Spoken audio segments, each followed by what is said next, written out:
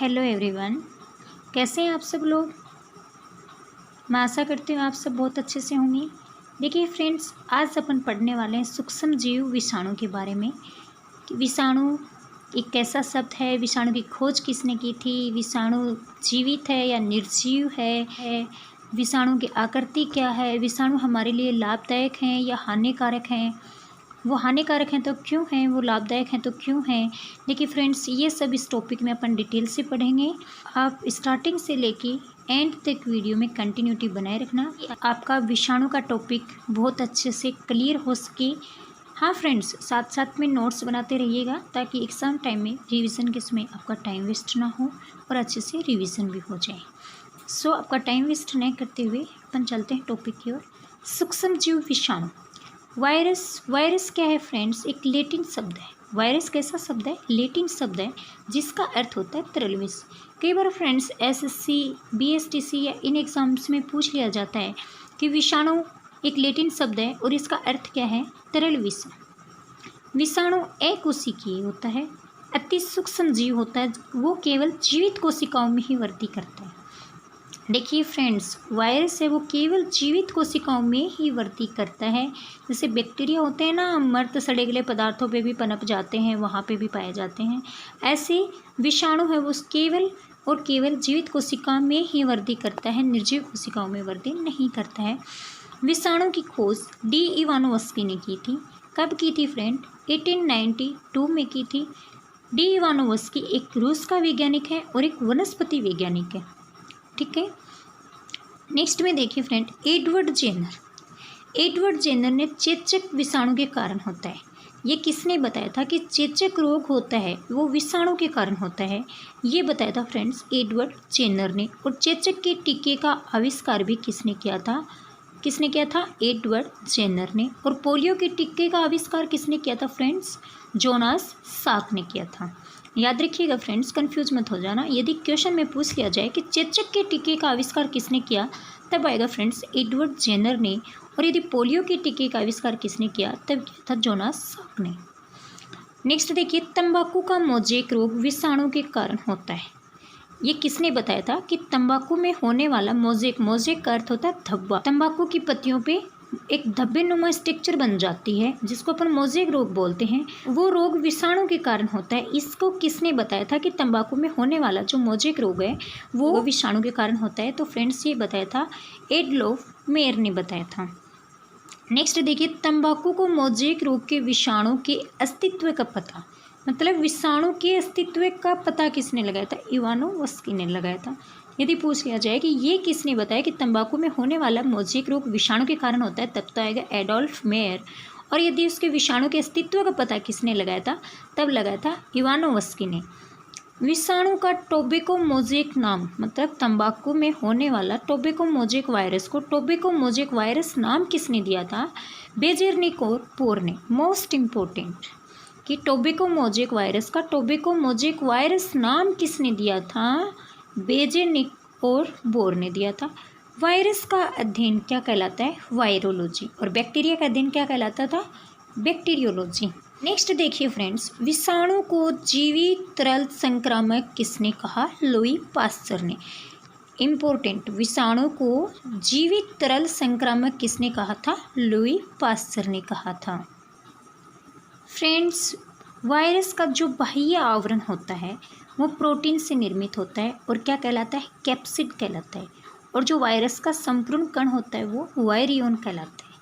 कई बार पूछ लिया जाता है कि वायरस के संपूर्ण कण को क्या किया जाता है, वायरियोन कहा जाता है। और वायरस का बाह्य आवरण किससे निर्मित होता है, प्रोटीन से निर्मित होता है। और वायरस का बाह्य आवरण क्या कहलाता है, कैप्सिड कहलाता है। नेक्स्ट आता है फ्रेंड्स, वायरस के विशिष्ट लक्षण। वायरस के विशिष्ट लक्षण में देखिए, वायरस क्या करता है, एक प्रपोसी में विशिष्टता दर्शाता है। वायरस अकेला कभी भी वृद्धि नहीं करता है, उसको कोई होस्ट सेल मिलती है जहाँ उसको संवर्धन करने का मौका मिल जाए, उसी में प्रवर्धन करता है। और वो भी जीवित कोशिकाओं में, निर्जीव कोशिकाओं में नहीं करता। वायरस सजीव और निर्जीव की योजक कड़ी कहलाता है। क्यों, क्योंकि ये सिर्फ और सिर्फ सजीव में ही सक्रिय रहता है और ये निर्जीव मतलब जब इसको होस्ट सेल नहीं मिलती तब तो ये निर्जीव की भांति कार्य करता है, और जब इसको होस्ट सेल मिल जाती है तब ये सजीव बन जाता है। तो दोनों की योजक कड़ी का काम करता है। विषाणुओं में आनुवांशिक पदार्थ की भी पुनरावृत्ति पाई जाती है। विषाणु में प्रवर्धन केवल और केवल जीवित कोशिकाओं में ही होता है। विषाणु में उत्परिवर्तन की क्षमता मतलब अचानक परिवर्तन होने की क्षमता भी पाई जाती है। विषाणुओं में कोशिका भित्ति केंद्रक जीवद्रव्य का अभाव पाया जाता है। विषाणु जैसे ताप है, रासायनिक पदार्थ होते हैं या संरेज होती हैं, इनके प्रति भी अनुक्रिया दर्शाता है। ठीक है। कुछ जटिल प्रकार के वायरसों का आवरण शर्करा, वसा और वसा प्रोटीन से निर्मित होता है।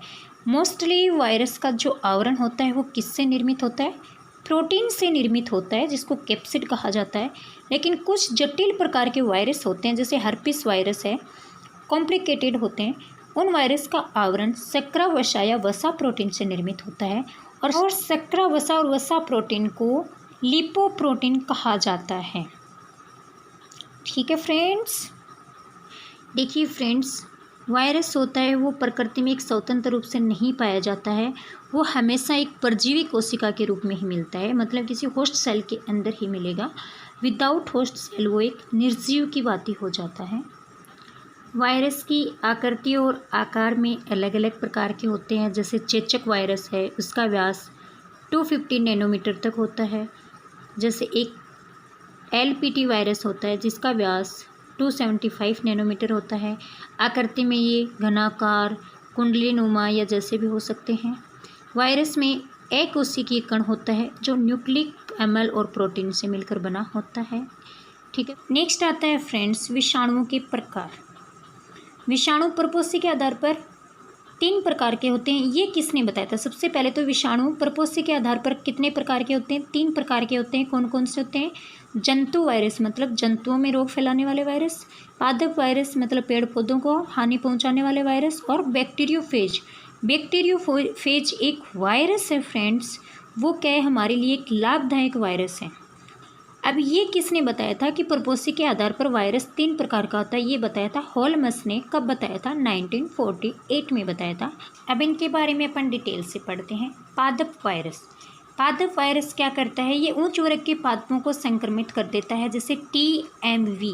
TMV का फुल फॉर्म क्या है? Tobacco mosaic virus. Friends note कर लीजिएगा, TMV की फुल फॉर्म क्या होती है? टोबैको मोज़ेक वायरस होता है, जिसकी खोज किसने की थी? स्टेनले ने की थी। कब की थी? 1935 में की थी। TMV की आकृति कैसी होती है? छड़ाकार या कुंडलित होता है। TMV क्या है? TMV एक पादप वायरस है जिसकी लंबाई 300 नैनोमीटर होती है। फ्रेंड्स TMV पे देखो कितने क्वेश्चन बन रहे। TMV की फुल फॉर्म क्या है? Tobacco mosaic virus. TMV क्या है? TMV एक पादप वायरस, इसकी लंबाई क्या है? 300 नैनोमीटर। आकृति में कैसे है? छड़ाकार या कुंडलित है। TMV की खोज किसने की थी? स्टेनले ने की थी। कब की थी? 1935 में की थी। TMV वायरस से संक्रमित होने के बाद में पादप की जो वृद्धि होती है वो कम हो जाती है, और इनकी पत्तियों पे क्या हो जाता है? एक धब्बे नुमा स्ट्रक्चर्स बन जाती है, धब्बे नुमा संरचना बन जाती है, पत्तियों पे धब्बे से हो जाते हैं फ्रेंड्स। नेक्स्ट आता है जंतु वायरस। जंतु वायरस में आनुवंशिक पदार्थ DNA पाया जाता है, और पादप वायरस में क्या पाया जाता है? RNA। फ्रेंड्स ध्यान रखिएगा कि पादप वायरस में आनुवंशिक पदार्थ पूछ लिया जाए तो RNA, राइबोन्यूक्लिक एसिड, और जंतु वायरस में आनुवंशिक पदार्थ पूछ लिया जाए तो DNA पाया जाता है, या कभी कभी DNA और RNA दोनों पाए जाते हैं। जंतु वायरस अपने मनुष्य या जंतुओं में रोग फैला देते हैं, जैसे फ्रेंड्स रेबीज वायरस है, मिक्सो वायरस है, चेचक वायरस है, एड्स है। ये सब रोग क्या है कि वायरस से होने वाले रोग होते हैं, तो ये हमारे लिए हानिकारक होते हैं। नेक्स्ट आता है फ्रेंड्स बैक्टीरियोफेज। बैक्टीरियोफेज के बारे में फ्रेंड्स थोड़ा सा ध्यान से पढ़िएगा, इंपॉर्टेंट है। कई बार क्वेश्चन मिलता है कि बैक्टीरियोफेज क्या है? जीवाणु, विषाणु या प्रोटोजोआ, या फिर इनमें से कोई नहीं। तो अपन क्या करते हैं? बैक्टीरिया क्या इंडियर जीवाणु होता है, अपन वहाँ पे जीवाणु पे टिक करके आ जाते हैं, क्वेश्चन अपना गलत हो जाता है। तो फ्रेंड्स बैक्टीरियोफेज क्या है? बैक्टीरियोफेज जिसको हिंदी में जीवाणु भोजी बोलते हैं, ये एक वायरस है, और ये एक लाभदायक वायरस है, हानिकारक वायरस नहीं है, लाभदायक वायरस है। क्यों? क्योंकि ये जीवाणुओं को नष्ट करने वाला वायरस है। इसका बैक्टीरियोफेज नाम क्यों पड़ा? क्योंकि ये जीवाणुओं को नष्ट करने वाला वायरस है, हमारे लिए एक लाभदायक वायरस है।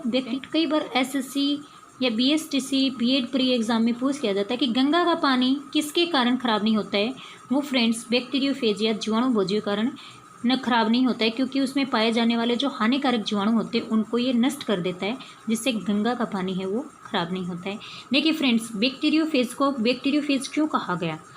बैक्टीरिया प्लस फेज, बैक्टीरियोफेज दो शब्दों से मिलकर बना, एक तो बैक्टीरियो, दूसरा फेज। बैक्टीरियो का अर्थ होता है जीवाणु और फेज का अर्थ होता है भक्षण करना, अर्थात जीवाणुओं का भक्षण करने वाला विषाणु कौन है? बैक्टीरियोफेज। हमारे लिए हो गया ना लाभदायक। जिसकी खोज किसने की थी? बैक्टीरियोफेज की खोज किसने की थी? ई ट्वार्ड ने 1915 में की थी और डी हेरले ने 1917 में की थी। नेक्स्ट देखिएगा फ्रेंड्स, मोस्ट इम्पोर्टेंट लगा के लिख लीजिएगा। हर्शे ओ चेस एक साइंटिस्ट है जिन्होंने ये बताया था कि विषाणु का केवल आनुवंशिक पदार्थ ही परपोषी कोशिका में प्रवेश करता है। कई बार एग्जाम में पूछ लिया जाता है कि ये किसने पता लगाया कि आनुवंशिक पदार्थ ही परपोषी कोशिका में प्रवेश करता है? तो वो साइंटिस्ट का नेम क्या है फ्रेंड्स? हर्शे ओ चेस। और कब पता लगाया था? 1942 में। देखिए फ्रेंड्स, एक वायरस है साइनोफेज। बैक्टीरियोफेज और साइनोफेज दोनों ही वायरस हैं। बैक्टीरियोफेज जीवाणु का भक्षण करने वाला वायरस है और साइनोफेज क्या है? ये सिर्फ और सिर्फ नीले और हरे सेवालों पर ही निर्भर रहता है। ठीक है। नेक्स्ट देखिए फ्रेंड्स, विषाणुओं का प्रजनन कौन सी विधि द्वारा होता है? गुणन विधि के द्वारा होता है। जैसे 1 से 2 हो गई, 2 से 4, 4 से 8, 8 से 16। तो विषाणुओं का प्रजनन कौन सी विधि द्वारा होता है? गुणन विधि द्वारा होता है। सबसे बड़ा वायरस सुख-ज्वर वायरस या एलपीटी।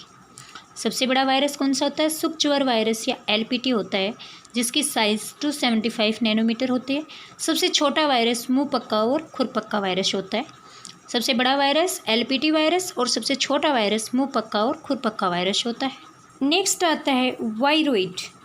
वायरोइड क्या है? ये भी एक वायरस है।